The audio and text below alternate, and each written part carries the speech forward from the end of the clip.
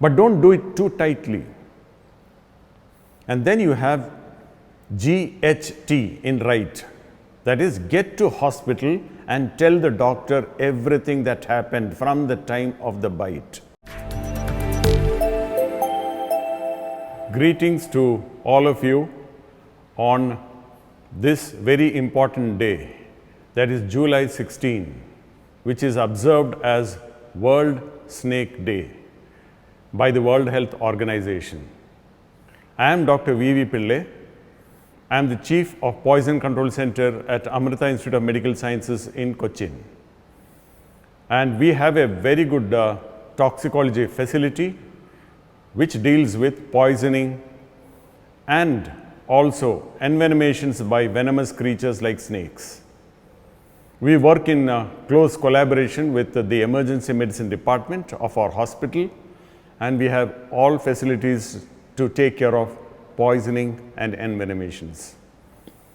This particular day, July 16, is observed as a snake day because there are so many kinds of wrong information out there among not only the common man, but also educated people and even professionals.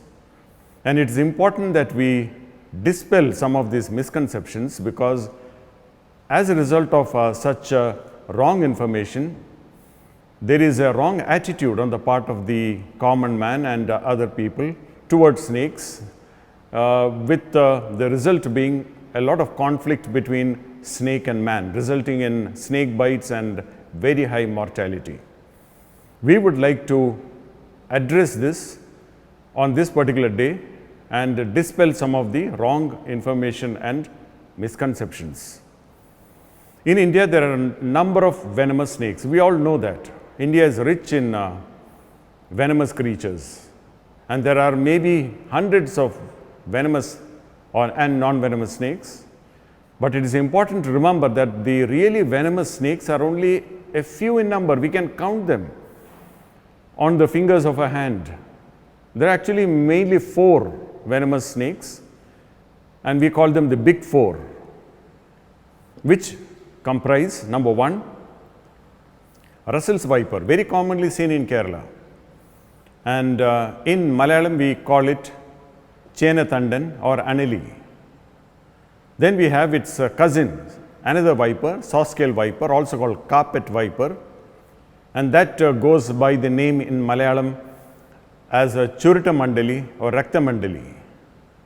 Then we have, of course, common cobra, also called spectacled or Indian cobra, which in Malayalam we call Murkhan. And finally, we have the 4th snake in the big 4 called common krait, which in Malayalam is referred to as Vellikattan or Shankuvarayan. Don't confuse this with Velli Varayan, which is not common krait. It is wolf snake, which is non-venomous, and unfortunately many people kill that snake unnecessarily by mistaking it for krait. In fact, you should not be killing any snakes at all as far as possible. The environment requires snakes because it is important ecologically. Snakes mainly kill rodents, we all know that, and rodents are the ones that eat our crops. So if you kill snakes, there will be an upsurge in population of rats and rodents, and that is disastrous. And there are some snakes, please remember, on the endangered list. So if you kill a snake like common cobra, that can be an offense.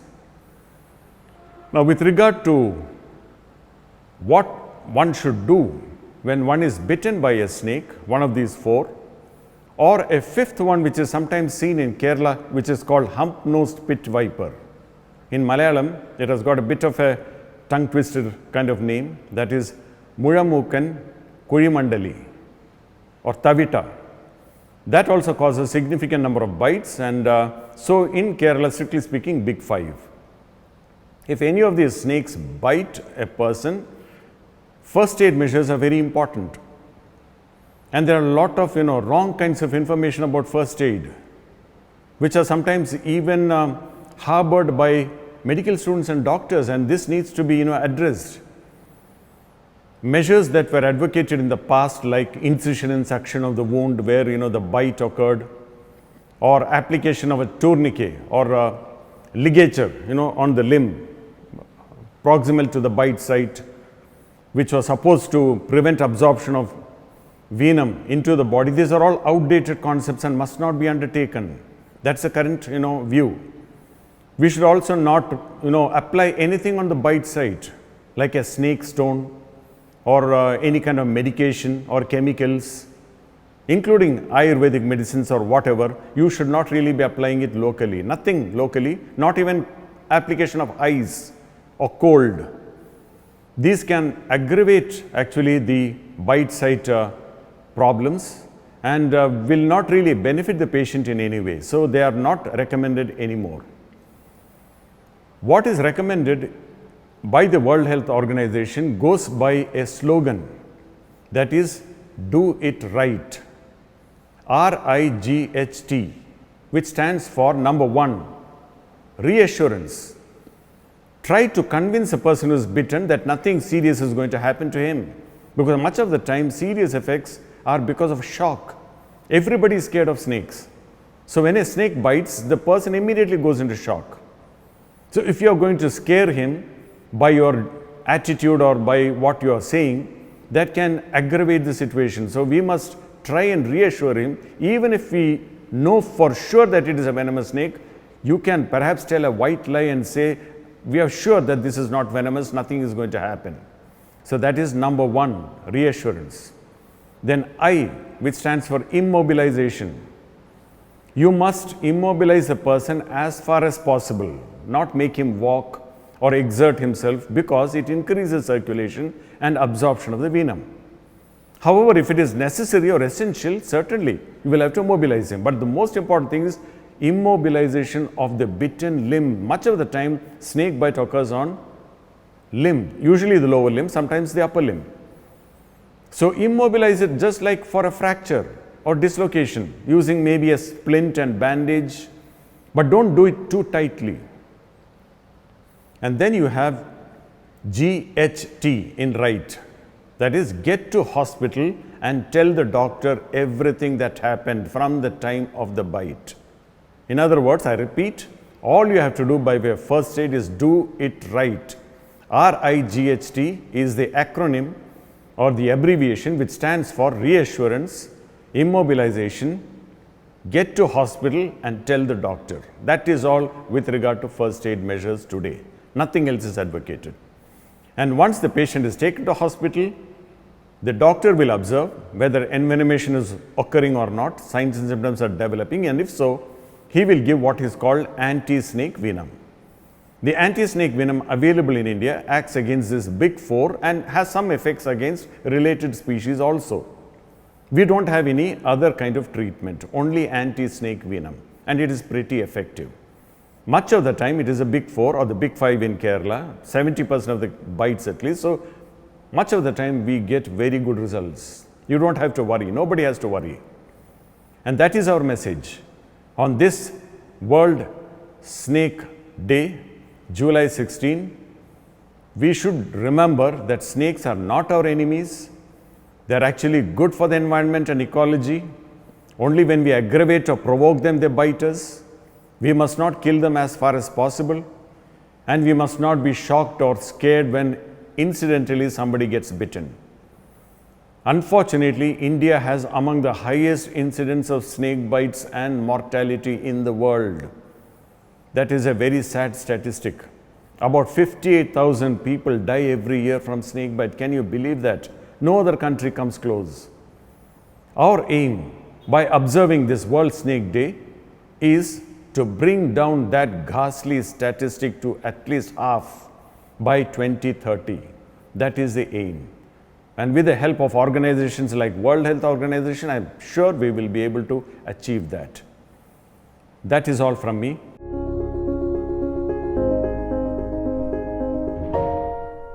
Snakes have always evoked fear, anxiety, and admiration in the human race.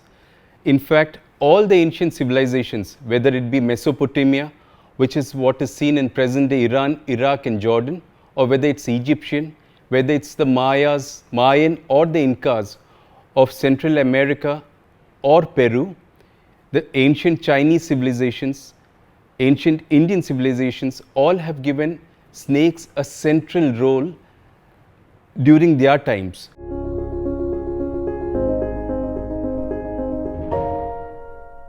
Is it because they are limbless, they don't have hands and feet? Is it the way they slither and move? Or is it the beautiful patterns of scales on their back? What is it that evokes so much admiration in humans? And it's not only now in the present times, but also in previous times. There's something that evokes so many emotions in us which no other animal probably evokes, which is probably why the famed naturalist David Attenborough had once said that snakes are probably the most successful predators ever. Snakes survive in the deserts at 50 degrees Celsius. Snakes survive at minus 30 degrees Celsius in the Arctics. Snakes survive at 5,000 meters in the Himalayas. Snakes survives in the saline waters of the sea. But snakes are most at home on the ground or are terrestrial. There are about 3,500 species of snakes worldwide, out of which about 500 of them are venomous.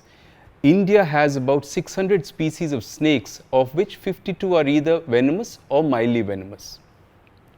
So, this about snakes, which we all admire and which we all fear of. But what we are interested in is, as physicians, is that out of our 4.5 million to 5.4 million people who are bitten by a snake every year worldwide, 2 million of those bites occur in India. And of the total number of 80,000 to 140,000 people who die due to snake bite every year, 58,000 of that occurs in India. Why should it occur in this present age when India has the facilities to send satellites to space, when Indian pharmaceutical companies are considered the best in the world, when the Indian healthcare system, including nurses, doctors and other healthcare givers, are touted to be the best?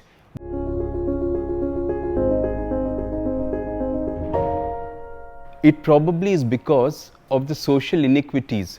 70% of deaths, 70% of bites occur in rural areas in males who are between 25 and 65 years of age and who are most likely the sole breadwinners of the family. When a snake kills such a person, it not only involves that individual, it involves the family and also the community and the socio-economics of the country as well.